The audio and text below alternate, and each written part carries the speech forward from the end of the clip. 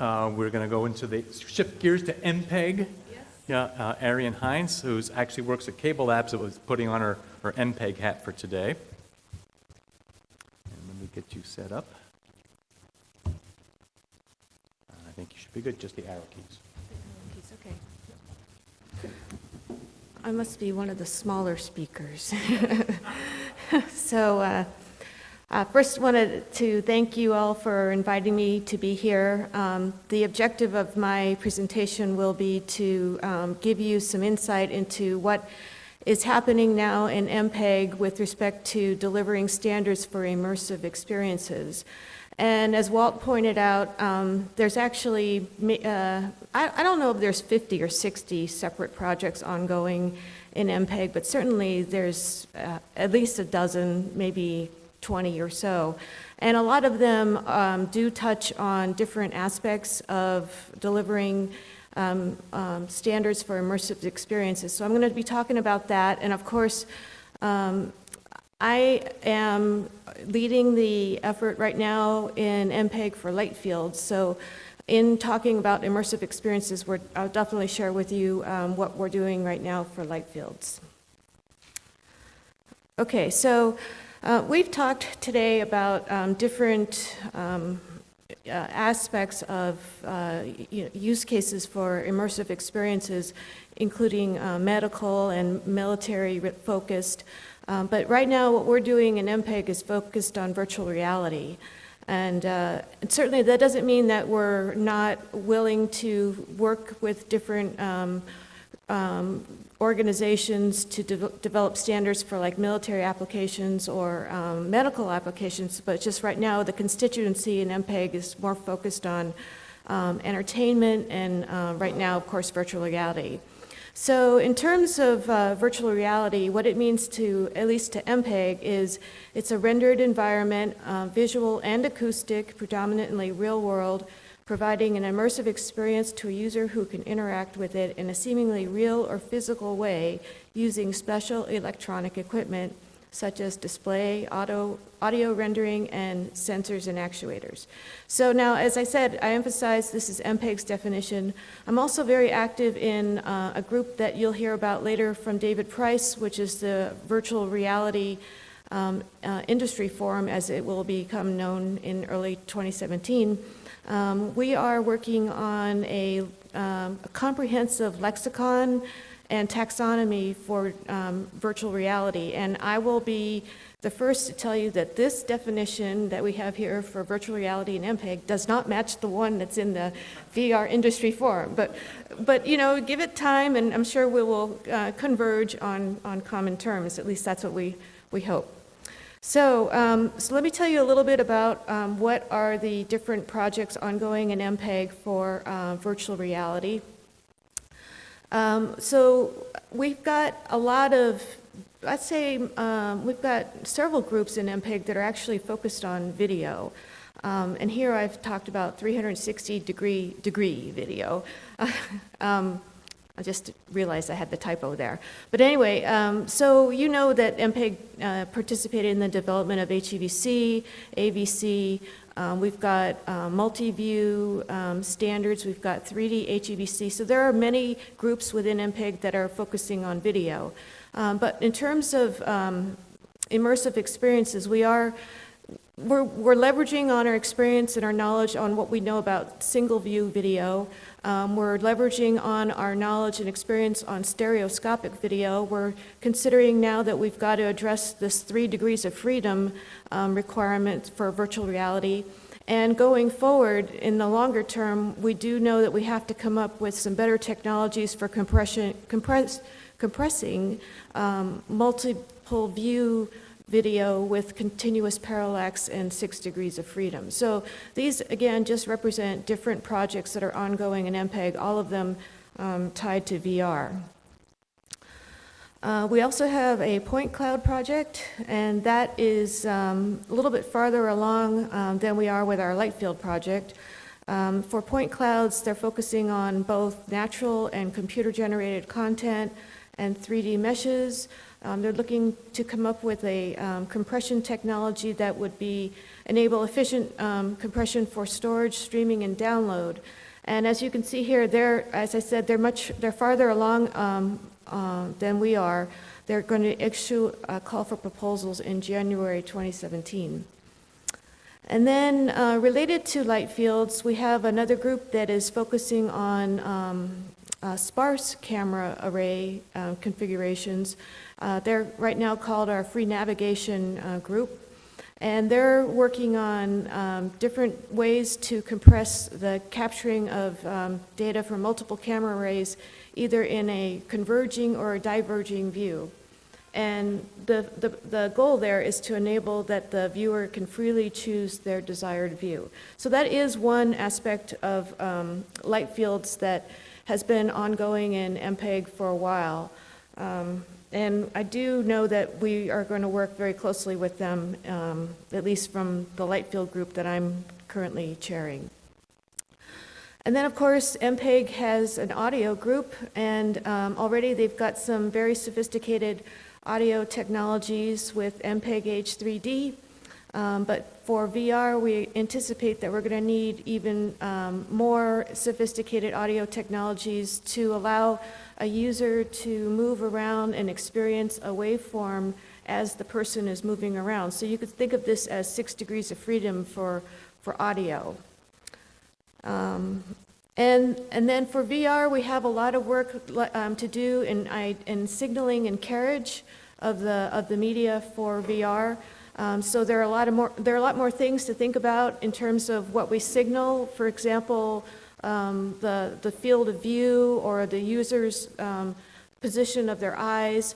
And so that's a very important part of what we're doing for VR. And then with respect to carriage, this gets back to the issue of how's the data going to be represented and how's it going to be delivered. One of the applications that we're considering, of course, is to consumer devices, maybe even broadcast. So we will be looking at those use cases as well. And I have to, and of course, streaming over the internet. That is one of our use cases. Okay, so I've talked a lot about what MPEG's doing, but now I'm going to backtrack a little bit and tell you who and what it is. Walt covered this a little bit in his JPEG presentation. We're a sister group to JPEG, organized under the ISO and the IEC. And as Walt pointed out, we also do work with ITUT. Specifically, MPEG worked with ITUT to develop HEVC. Participation is accredited by your national organization, so in that case, it's a country. And so to get engaged in JPEG, you would talk to Walt about joining the USMB for JPEG, and then I'm the chair for the USMB for MPEG. So I can help you get engaged in MPEG.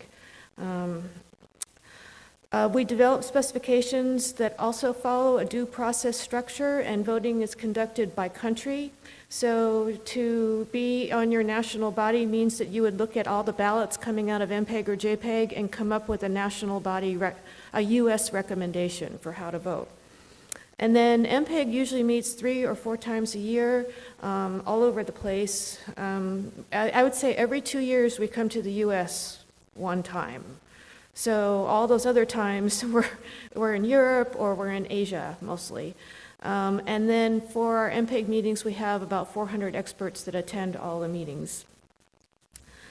Okay, so getting a little bit more focused on what we've done already for virtual reality, I would say that we have a short-term view of work that we need to do to address immersive experiences in virtual reality, and then we also have a longer-term view. So here's some of the things that are already done or underway. We've got the dynamic adaptive streaming over HTTP, that's Dash, and they are they're adding extensions to their spec for streaming virtual reality and signaling regions of interest. HEVC is being enhanced to enable more flexible tiling. We are conducting experiments in the context of maybe something that follows on HEVC for 360-degree stereo and supporting 3 degrees of freedom. We already have an audio spec that can support 3 degrees of freedom. I told you that we are doing experiments with sparse camera arrays for supporting free navigation. And then we're also doing experiments regarding all the different various and sundry projection mappings. And maybe we're looking at what's the best way to compress those given the existing projection mappings and how would we signal them. So in a longer term vision though, we have a concept of what we're actually putting together a framework as well to support native VR. And so here we envision an audio spec, a video spec, possibly a point cloud spec. Maybe the point cloud spec and the video spec get tied together somehow. And the video spec may be an entirely new video coding paradigm because as you all know, light fields are very different than the flat video that we have now, and it could be that the existing architectures we're using in AVC and HEVC, for example, are just maybe not a good place to start for light fields. So we've got that, we're thinking about that, wondering if it makes sense to start with things that we've done already for 2D video. Can't say it does make sense at this point. And I've already told you that point cloud activity is already underway. But again, the point of this is that we do want to support this full 6 degrees of freedom in our vision for the longer term work for VR. And by longer term, I would say we're just ballparking around 2020, just to give you an idea. Now that's not for sure set in concrete. But that's the ballpark timeline we're looking at. Now, of course, we would like Lightro and other stakeholders who have a big play in the light field ecosystem to be more involved because that helps us make sure that we know what we're doing the right things. So it's very important that we get the right stakeholders involved. Okay, so getting now a little bit more towards light fields. So we have, as I said, a specific ad hoc group focused on light fields, and I'm one of the chairs. We are, the types of devices that we would like to address in our group would be compression technologies that would facilitate the deliver of light field data to head-mounted displays or super multi-view displays or light field displays. And of course, we want to be able to support the free navigation, the 6 degrees of freedom, and the full coherent parallax. So we want this to be a really good technology. I think that already there's been a lot of great demos, and we want our compression technology to facilitate the delivery of what we know you're working on in the camera and the acquisition part of the ecosystem and in the display part of the ecosystem. And so with respect to where we are right at this moment, we are still conducting experiments with sparse camera array configurations.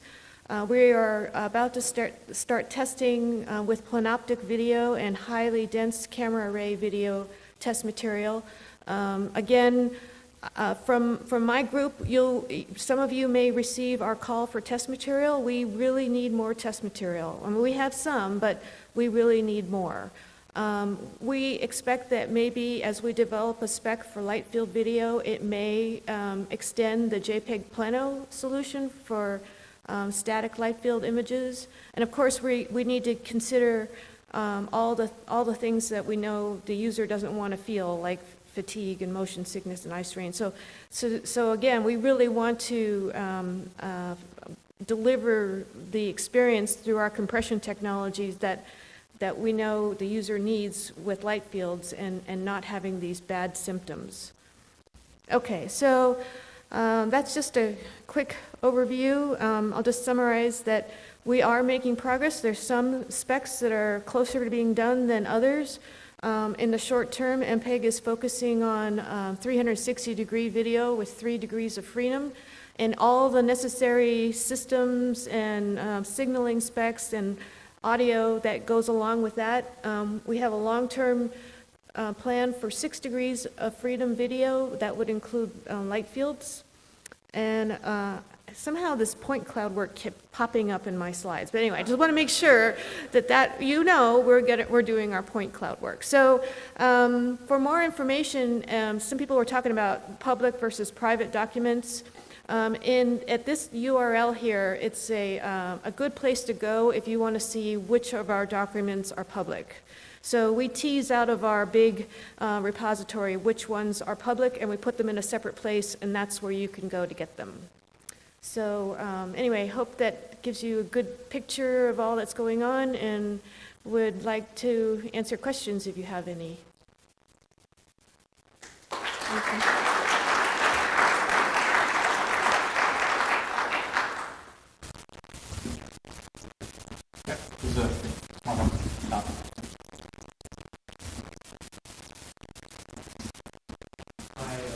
By point cloud work, do you mean streaming voxel data or actually streaming point clouds, unsorted points? Yes, meaning I'm not working on that project. Do you know Mary Luke?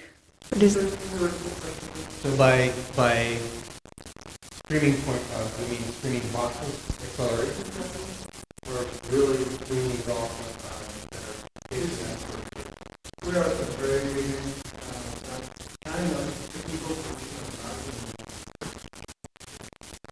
Yeah. That'd be my recommendation. Yeah, but if you go to the website here, there's quite a bit of information there on point clouds, the requirements and the use cases and the types of data that they're using. You're welcome. I noticed on your, on one of the slides you had, where you're going to start to test some of the sparse array. Yes. You're using PSNR as a way to, as an anchor test, which I got to wonder if that's sufficient. We are using that in the way that we want to measure the results of the impact of compression compression technologies on views that might be synthesized, or I mean, it might measure one aspect of the image, but yes. right. I mean, that's part of what Walt's saying. Absolutely. We need that better anchor technology. Well, right? we do subjective testing as well. You do. Okay. Yes, yes. PSNR is more of like just to give us a ballpark idea, are we even close or not? Well, yeah, but okay. Any other questions? None? They must be getting tired. Yeah. Well, I think it's time for a coffee break Oh, okay, then. all right. Thank you very much. You're welcome.